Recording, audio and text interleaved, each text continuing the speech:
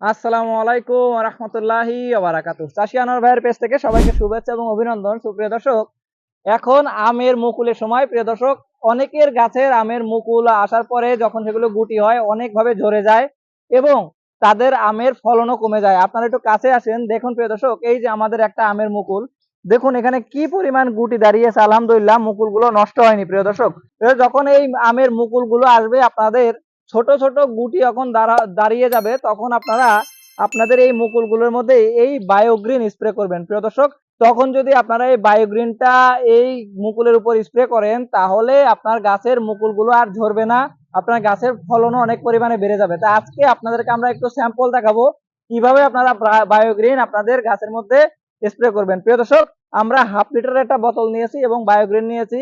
Biogreen ব্যবহার করা যায় প্রতি লিটারে 4 ml করে। প্রিয় দর্শক, 4 ml 1 লিটারের জন্য। তো আমাদের যেহেতু হাফ লিটার আমরা বোতল ব্যবহার করছি, এখানে আমরা 2 ml বায়োগ্রিন ব্যবহার করব।